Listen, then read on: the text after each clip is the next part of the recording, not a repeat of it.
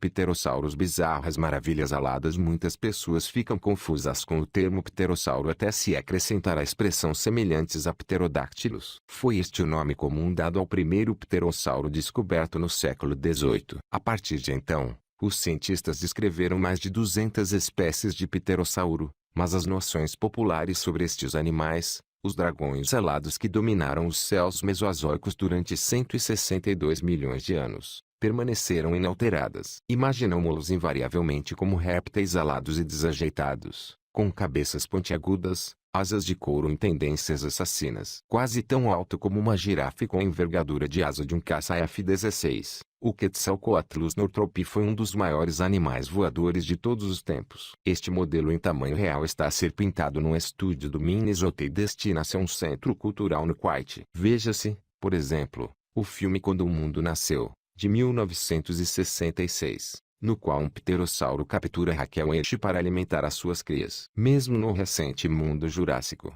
de 2015, os pterossauros ainda são concebidos a erguer seres humanos pelos ares, representando o papel de eternos vilões. Para além da implausibilidade gerada pelo desfazamento de 66 milhões de anos entre a extinção de uns e a hegemonia dos outros, é uma grave distorção do papel ecológico deste grupo. Uma vaga de descobertas recentes de fósseis de pterossauros revelou novas e surpreendentes formas, tamanhos e comportamentos. Alguns paleontólogos suspeitam que centenas de espécies de pterossauros poderão ter vivido em simultâneo, dividindo entre seus habitats, à semelhança das aves contemporâneas. O seu mundo incluía monstros como Quetzalcoatlus northrop, um dos maiores animais voadores alguma vez descobertos, quase tão alto como uma girafa, com uma envergadura de asas de 10,7 metros e um provável gostinho especial pela captura de crias de dinossauros. Incluía, ao mesmo tempo, pterossauros do tamanho de pardais que esvoaçavam pelas florestas primordiais e podem ter se alimentado de insetos, pterossauros de grandes dimensões com uma autonomia de voo de vários dias que lhes permitia atravessar oceanos, como os albatrozes modernos, e pterossauros que habitavam charcos de águas salinas e praticavam a alimentação por filtragem, como os flamingos. Fibras semelhantes à pelagem deixaram marcas subtis em sectores deste fóssil de Geolopterus descoberto na China. A penugem isolante sugere a possibilidade de os pterossauros mais evoluídos terem sido animais de sangue quente. Entre os achados mais excitantes encontra-se um conjunto de ovos fossilizados de pterossauro. Tomografias desses ovos intactos revelaram o mundo dos embriões no interior da casca e ajudaram a explicar a maneira como as crias se desenvolviam. Até se descobriu um ovo no oviduto de uma fêmea de pterossauro Darwinopterus na China, juntamente com outro ovo aparentemente expelido devido ao impacto que a matou. Este espécime tornou-se assim o primeiro pterossauro cujo sexo foi indiscutivelmente identificado. Uma vez que não tinha crista na cabeça, forneceu as primeiras provas concretas de que, tal como acontece em algumas aves contemporâneas, as cristas altas e coloridas funcionavam provavelmente como dispositivo de exibição sexual em machos. Estas descobertas deram uma aura mais realista aos pterossauros, transformando-os em animais reais. Naturalmente, os investigadores tornaram-se igualmente mais ávidos de novas informações sobre eles. Dirigindo-se na direção das sequências estratificadas do Parque Nacional Big Bend, no Texas, o investigador britânico David Martel propõe uma lista de tarefas para sua breve missão de reconhecimento. 1. Encontrar uma cascavel para admirar. 2. Descobrir um crânio de Quetzalcoatlus inteiro no solo. A viabilidade do primeiro ponto da lista tem probabilidades infinitamente superiores. No entanto, Davi Nizar Ibrahim, outro paleontólogo, rapidamente se embrenham numa discussão pormenorizada sobre a forma de obtanto tem uma licença de investigação, caso venha a concretizar-se.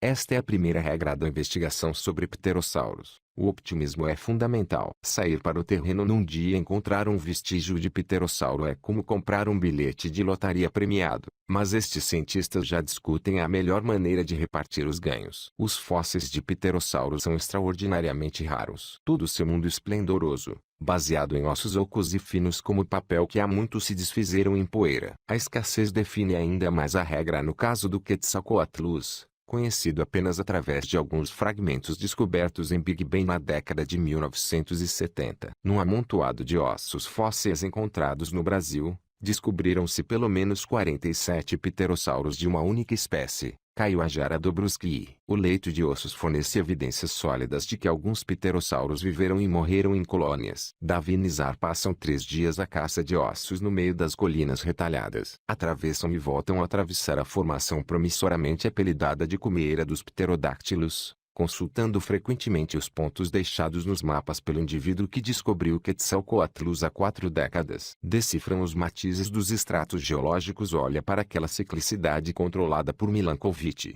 exclama Davi, referindo-se à forma como variações na órbita terrestre ficam expressas no registro geológico, e invocam mundos esquecidos. Numa cumeira de aranitos sem um trilho de descida reconhecível, Davi comenta: ainda não vi até hoje uma montanha de onde não pudéssemos cair, atirando-se para frente e emergindo ileso pouco depois.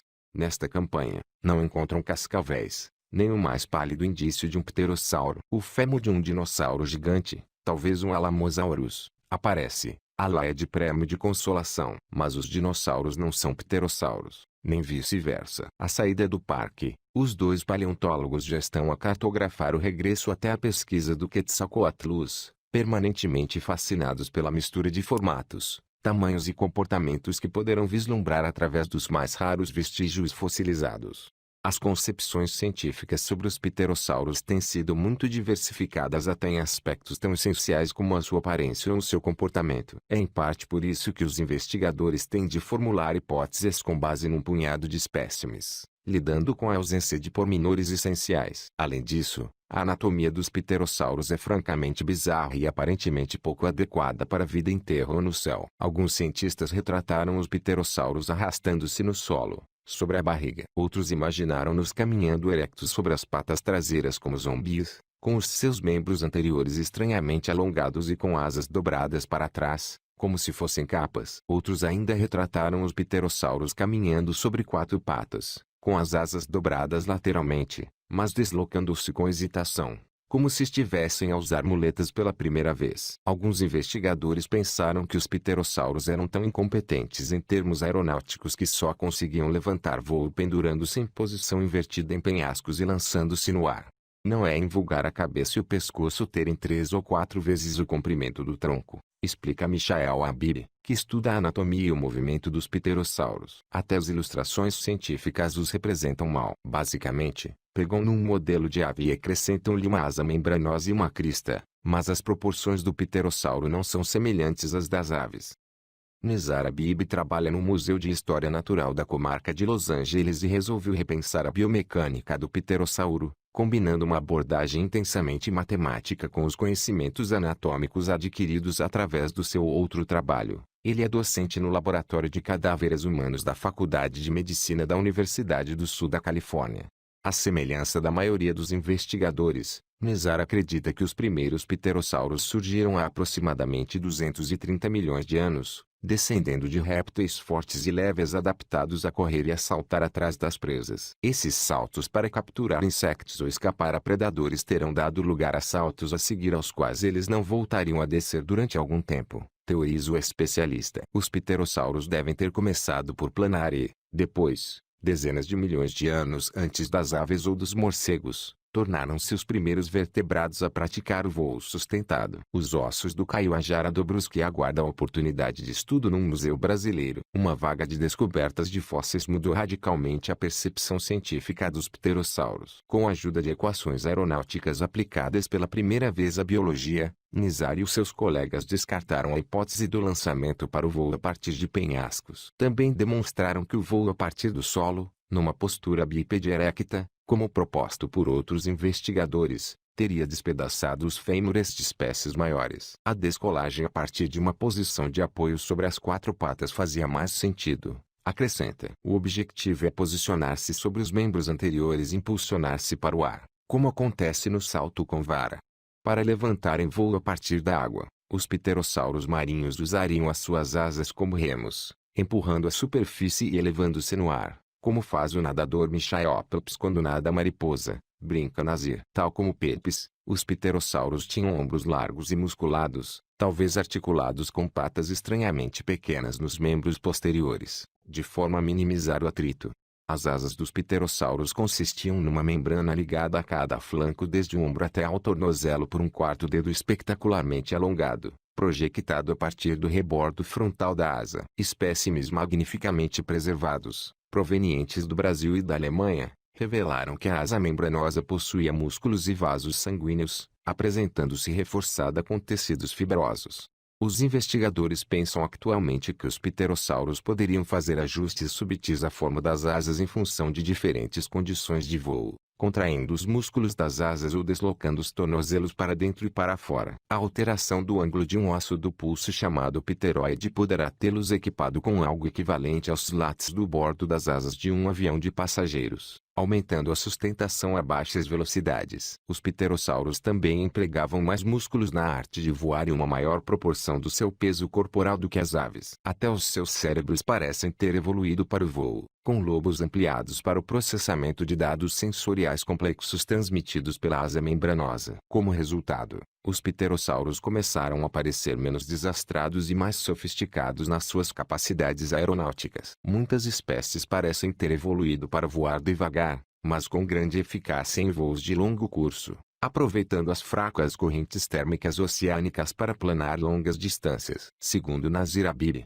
alguns podem até ter sido hiperaéreos. Por exemplo, o Nyctosaurus, um pterossauro marinho parecido com um albatroz, com uma envergadura de asas de quase 3 metros, tinha um rácio de planagem, a distância na horizontal que conseguia percorrer por cada metro de descida vertical, ao nível de um planador de corrida contemporâneo, um veículo que concebemos como aeronave de planagem altamente eficaz. Resume. Após uma palestra recente de Nizar Habib, um paleontólogo na sala levantou a questão subsequente: teria a capacidade craniana evoluído à medida da capacidade de voo? Pensa-se que o Quetzalcoatlus, por exemplo, teria um crânio de 3 metros de comprimento, apoiado num tronco com um quarto disso. O Nyctosaurus tinha uma cabeça desproporcional e um espigão enorme no alto, possivelmente uma crista. Repleto de dentes para caçar peixes, este fóssil de Anhanguera piscator conserva suas formas reais, um tesouro para os paleontólogos. O crânio e os outros ossos, desdobrável, foram descobertos numa região do Brasil rica em fósseis. A resposta de Nizar está parcialmente associada aos cérebros dos pterossauros, que acrescentavam um peso mínimo às cabeças gigantescas. Além disso, os ossos dos pterossauros eram ocos, e as paredes ósseas tinham menos de 1 milímetro de espessura em alguns casos, compostas por camadas laminadas entrecruzadas para resistir a torções e fracturas, com escoras na parte central oca para impedir deformações. Isso permitia aos pterossauros aumentar o tamanho dos seus ossos, desenvolvendo características anatômicas de maiores dimensões sem um acréscimo de peso significativo. Os seus crânios, enfeitados com cristas e quilhas, e as bocas grandes e escancaradas atingiam proporções descritas por Nizar Habib como ridículas. Isto levou a formular uma hipótese do tipo lobomau de que uma cabeça grande permite a existência de uma grande boca, muito útil para comer alimentos variados, comentou. Os pterossauros eram cabeças voadoras assassinas gigantes, disse Habib ao interlocutor que o questionara na palestra. Numa rua agitada da Baixa de Jinzhou, uma cidade comercial do nordeste da China, Zhongshan-Lu, um dos mais eminentes paleontólogos do país, conduz os visitantes ao longo do corredor pouco iluminado de um edifício de escritórios de aspecto banal. O diretor do Museu Paleontológico de Jinzhou tem aqui o seu gabinete e abre-nos a porta de uma pequena sala de arquivos sem janelas, revelando que poderia ser uma das principais atrações de qualquer museu. Lajes de rocha contendo fósseis repletos de pormenores requintados de dinossauros emplumados, aves primitivas e, sobretudo, pterossauros cobrindo todas as prateleiras e a maior parte do solo.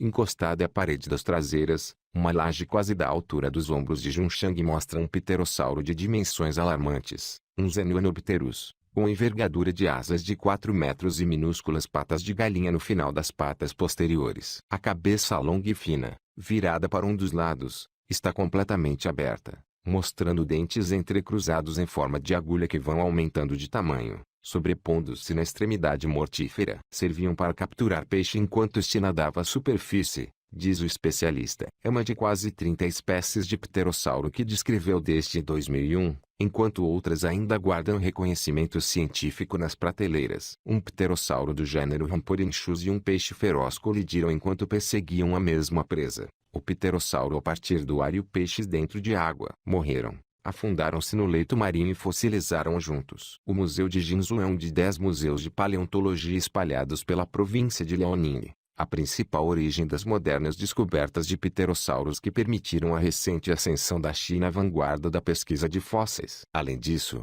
Liaoning é palco de uma rivalidade que os observadores externos comparam, injustamente, à infame Guerra dos Ossos do século XIX, travada entre os paleontólogos norte-americanos Othniel Charles Marsh e Edward Kirkhope. Esta rivalidade opõe Jun Shanglu, da Academia Chinesa de Ciências Geológicas, a Xiaolin Wang, cujo gabinete atafolhado de espécimes se situa no Instituto de Paleontologia e Paleoantropologia de Vertebrados IPPV, em Pequim. À semelhança de Marsh e Kirkhope, ambos trabalharam juntos no início, tendo posteriormente seguido caminhos separados por um clima de hostilidade silenciosa. Como resumiu Chunxing Jiang, um paleontólogo que trabalha no IPPV, uma montanha não pode acolher dois tigres. Nos 16 anos entretanto decorridos, ambos produziram um total combinado de mais de 50 novas espécies de pterossauro, quase um quarto de todos os pterossauros conhecidos. Algumas destas espécies poderão revelar-se inválidas, como acontece após cada grande surto de achados paleontológicos. Mas ambos ainda têm mais descobertas para apresentar. Teriam de trabalhar exclusivamente nisso durante 10 anos para descrever o que já têm em mãos, comentou um observador externo com inveja. Ouvindo isto, Chunxing Jiang levanta as sobrancelhas, exprimindo alguma ansiedade. Comenta: penso que 10 anos não chegariam.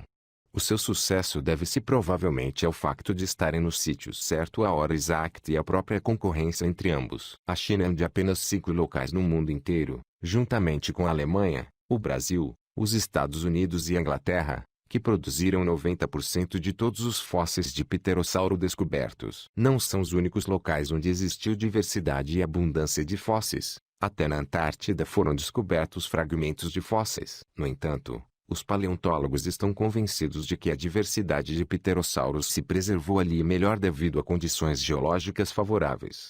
Liaoning é o sítio que melhor o comprova. No início do Cretácico, as florestas temperadas de Liaoning e os lagos de águas doces de baixa profundidade sustentaram uma comunidade ecológica rica que incluía dinossauros, aves primitivas e uma grande variedade de pterossauros. Tempestades violentas e erupções vulcânicas poderão ter matado alguns destes animais, aprisionando-os de forma súbita e maciça em lodaçais. Estes acontecimentos catastróficos enterraram rapidamente as vítimas, por vezes anaerobiamente, com sedimentos em condições que permitiram a preservação dos espécimes completos por mais de 100 milhões de anos.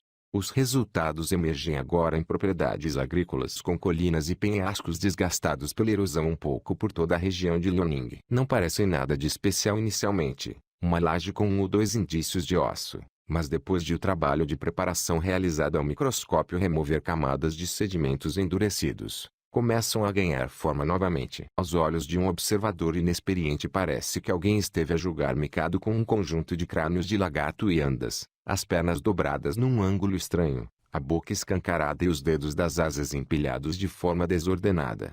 Quando os vemos em sequência no Museu de Pterossauros de Beipiao ou numa exposição organizada pelo Museu de História Natural de Pequim, os fósseis começam a fazer sentido como provas reais da sua rica paleobiodiversidade. Temos o pterossauro de boca aberta e cara de sapo denominado Geolopterus, que poderá ter se alimentado de libélulas e outros insetos nas florestas ancestrais. Temos o Icrandraco, baptizado em homenagem às criaturas aladas do filme Avatar e que se pensa ter voado a baixa altitude sobre a água, usando uma quilha na mandíbula inferior para capturar peixes abaixo da superfície. Temos o Tsungaripterus, do noroeste da China, com um bico comprido e fino virado para cima que servia para procurar marisco e outros invertebrados, esmagando-os depois com seus dentes arredondados. A visão de tantas estratégias, tanta fome e exemplos tão vibrantes de vida fossilizada na rocha é comovente. Algo acabou por tornar os pterossauros vulneráveis. Talvez a fonte de alimento de que dependiam tenha desaparecido na extinção do final do Cretácico, há 66 milhões de anos. Ou talvez a sua evolução para tamanhos tão gigantescos tenha tornado espécies como Quetzalcoatlus vulneráveis, enquanto aves mais pequenas se conseguiram esconder durante a catástrofe. Independentemente das causas, os pterossauros desapareceram. Ray Stanford, um homem normal com um talento extraordinário para detectar fósseis, já descobriu centenas de lajes com rastros de pterossauros e outros animais extintos junto de sua casa, em Washington. Ao estudarmos os seus fósseis num museu, dá-se um fenômeno peculiar. Começamos a pensar se o Nemicolopterus está a deslizar para fora do seu pedaço de xisto em busca das partes do corpo que lhe faltam. Interrogamos-nos se acabamos de ver os ossos da pata do Cumpengopterus destacando-se da superfície da rocha como letras gravadas, começando a contorcer-se. É uma partida pregada pelos olhos ou pela mente, mas ficamos com a sensação de que os pterossauros, expressão estranha e generosa da grande força da vida do planeta Terra, se vão erguer da rocha e levantarão voo.